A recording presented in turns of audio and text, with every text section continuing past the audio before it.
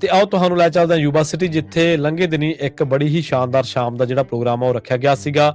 Centre County museum ਦੇ ਵਿੱਚ 200 ਤੋਂ ਵੱਧ ਲੋਕ ਇਕੱਠੇ ਹੋਏ। ਇੱਥੇ ਪ੍ਰਸਿੱਧ ਕਲਾਕਾਰ ਸਰਬਜੀਤ ਕੌਰ ਸਿੰਘ ਦੀ ਇੱਕ ਸ਼ਾਨਦਾਰ ਕਲਾ ਪ੍ਰਦਰਸ਼ਨੀ ਜਿਹੜੀ ਉਹ ਰੱਖੀ ਗਈ ਸੀਗੀ। ਮਿਊਜ਼ੀਅਮ ਦੀ ਡਾਇਰੈਕਟਰ ਨੇ ਮੌਲੀ ਬਲੂਮ ਅਤੇ ਉਹਨਾਂ ਦੀ ਟੀਮ ਵੱਲੋਂ ਬੜੇ ਹੀ ਸ਼ਾਨਦਾਰ ਅਤੇ ਸਵਾਗਤੀ ਤਰੀਕੇ ਦੇ ਨਾਲ ਮਾਹੌਲ ਜਿਹੜਾ ਇਸ ਕਲਾ ਪ੍ਰਦਰਸ਼ਨੀ ਦੇ ਸੰਬੰਧ ਦੇ ਵਿੱਚ ਤਿਆਰ ਕੀਤਾ ਗਿਆ ਸੀਗਾ।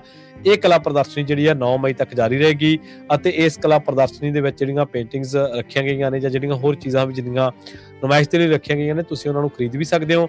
ਤੇ ਇਸ ਮੌਕੇ ਜਿਹੜਾ ਖਾਸ ਆਕਰਸ਼ਣ ਸੀਗਾ ਉਹ ਸਰਬਜੀਤ ਕੌਰ ਨੇ ਇਸ ਮੌਕੇ ਇੱਕ ਮੋਟੀਵੇਸ਼ਨਲ ਜਿਹੜੀ ਸਪੀਚ ਵੀ ਦਿੱਤੀ, ਜਿਸ ਦੇ ਵਿੱਚ ਉਹਨਾਂ ਨੇ ਆਪਣੀ ਕਲਾ ਦੇ ਸਫ਼ਰ ਦੇ ਬਾਰੇ ਗੱਲਬਾਤ ਕੀਤੀ ਸੀ ਅਤੇ ਪੰਜਾਬੀ ਅਮਰੀਕੀ ਜਿਹੜੇ ਨੌਜਵਾਨ ਆ ਜਾਂ ਜਿਹੜੇ ਅਗਵਾਈ ਕਰਤਾ ਰਹੇ ਆ ਨੌਜਵਾਨਾਂ ਨੂੰ, ਉਹਨਾਂ ਨੂੰ ਪ੍ਰੇਰਨਾ ਲੈਣ ਦੇ ਲਈ ਉਹਨਾਂ ਨੇ ਕਿਹਾ ਕਿ ਤੁਸੀਂ ਜਿਹੜੇ ਹੁਣ ਤੱਕ ਸਾਡੇ ਅਗਵਾਈ ਕਰਤਾ ਰਹੇ ਆ, ਤੁਸੀਂ ਉਹਨਾਂ ਤੋਂ ਪ੍ਰੇਰਨਾ ਲੈਣੀ ਹੈ। ਸੋ ਇਸ ਮੌਕੇ ਤੇ ਇੱਕ ਰੂਹਾਨੀ ਜਿਹੜਾ ਸ਼ਬਦ ਗਾਇਨ ਉਹ ਵੀ ਪੇਸ਼ ਕੀਤਾ ਗਿਆ ਸੀ ਸੁਖਬੀਰ ਸਿੰਘ ਅਤੇ ਮਨਸਿਮਰਤ ਸਿੰਘ ਵੱਲੋਂ, ਜਿਸ ਨੇ ਦਰਸ਼ਕਾਂ ਨੂੰ ਜਿਹੜੇ ਕਹਿੰਦੇ ਮੋਹ ਲਿਆ। ਬਾਅਦ ਦੇ ਵਿੱਚ ਕਵਿਤਾ ਪਾਠ ਦਾ ਦੌਰ ਚੱਲਿਆ ਤੇ ਮਿਸਿਸ ਦਵਿੰਦਰ ਕੇ ਦਿਓਲ ਨੇ ਡਾਕਟਰ ਰੁਪਿੰਦਰ ਐਸ ਬਾੜ ਦੀ ਕਿਤਾਬ ਦਾ ਅੰਪਾਇਰ ਸਪੀਕਸ ਦੇ ਵਿੱਚੋਂ ਕਵਿਤਾ ਜਿਹੜੀ ਪੇਸ਼ ਕੀਤੀ। ਇਸ ਤਰ੍ਹਾਂ ਜੀਵਨ ਰੱਟੂ ਨੇ ਪ੍ਰਸਿੱਧ ਕਵੀ ਦਿਲ ਨਿੱਜਰ ਦੀਆਂ 2 ਕਵਿਤਾਵਾਂ ਸੁਣਾਈਆਂ। ਲੇਖਕਾ ਕਵਿਤਰੀ ਜੈਸੀ ਕੌਰ ਨੇ ਆਪਣੀ ਰਚਨਾ ਦੇ ਨਾਲ ਸਭ ਦਾ ਦਿਲ ਜਿੱਤਿਆ।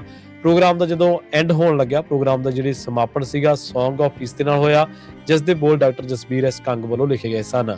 ਸੋ ਇਸ ਮੌਕੇ ਤੇ ਸੈਂਟਰ ਕਾਉਂਟੀ ਦੇ ਜਿਹੜੇ ਸੁਪਰਵਾਈਜ਼ਰ ਨੇ ਕਰਮ ਬੈਂਸ, ਉਹਨਾਂ ਵੱਲੋਂ ਸਰਬਜੀਤ ਕੌਰ ਸਿੰਘ ਨੂੰ ਕਾਉਂਟੀ ਦੇ ਵੱਲੋਂ ਸਰਟੀਫਿਕੇਟ ਆਫ ਦੀ ਰਿਕੈਗਨੀਸ਼ਨ ਦੇ ਕੇ ਸਨਮਾਨਿਤ ਕੀਤਾ ਗਿਆ। ਸੋ ਇਹ ਨਾ ਸਿਰਫ ਕਲਾ ਦਾ ਜਸ਼ਨ ਸੀ, ਬਲਕਿ ਪੰਜਾਬੀ ਵਿਰਾਸਤ ਦਾ, ਸੱਭਿਆਚਾਰ ਦੀ ਵੀ ਇੱਕ ਖੂਬਸੂਰਤ ਝਲਕ ਸੀ। ਸੋ ਜਿਹੜੀ ਕਿ ਬੜੀ ਸ਼ਾਨਦਾਰ ਹੋ ਨਿਬੜੀ ਹੈ। ਬਹੁਤ ਧੰਨਵਾਦ। ਸਤਿ ਸ੍ਰੀ ਅਕਾਲ।